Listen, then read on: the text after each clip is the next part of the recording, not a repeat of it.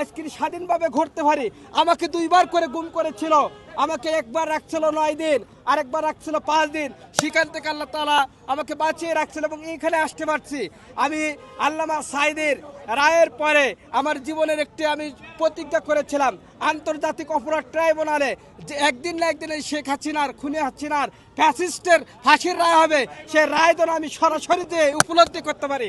আজকে আমি এসেছি, আল্লাহ তাআলা শুকরিয়া। আমার শুধু দাবি, আমাদের যিনি এখন প্রধান আছেন, যিনি এখন দায়িত্ব আছেন সরকারের, ডক্টর ইউনূস সাহেব, তার আন্তর্জাতিকভাবে তার লবিং যতটুকু আছে সর্বোচ্চ চেষ্টা করে খুনি হাসিনা স্বৈরাচারকে দেশে এনে অতি দ্রুত ফাঁসির রায় কার্যকর করবে, আমরা এটা আশাবাদী।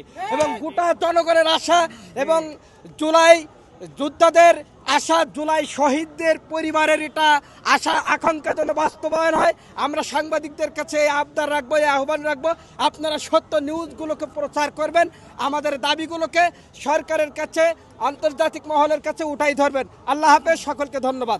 আমাকে গুম করেছিল ফ্যাসিস্ট সরকারের যারা পেটোয়া বাহিনী, ডিবি কার্যালয়ে আমাকে পরীক্ষার হল থেকে, ফাজিলে পরীক্ষা দিয়েছিলাম, পরীক্ষা দেওয়ার হল থেকে, এটা পৃথিবীর ইতিহাসে একটা নেক্কারজনক, যার বিচার আজও আমরা পাইনি।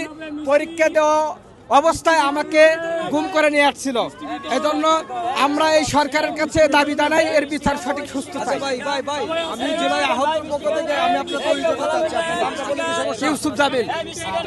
এখন কি করবেন ভাই? শেখ হাসিনার মৃত্যুদণ্ড, যে মৃত্যুদণ্ডের রায় হয়েছে, এই জন্য মিষ্টি খাওয়াচ্ছি। আল্লামা সাঈদী সাহেবের ফাঁসির রায় তারা মিষ্টি বিতরণ করছিল।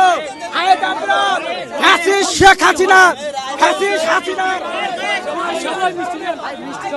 মিষ্টি খুনি হাসিনার, এই ফ্যাসিস্ট খুনি হাসিনার আজকে প্রথমবারের মতো যে মৃত্যুদণ্ডের যে রায় দিল, এই জন্য আসলে খুশিতে মিষ্টি খাওয়াচ্ছি। রায় কি দিয়েছে এখনো?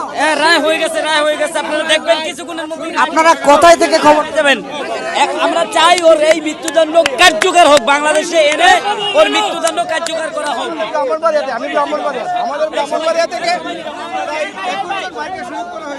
দর্শক, এখানে কিছু মানুষ দাবি করছেন যে ইতিমধ্যে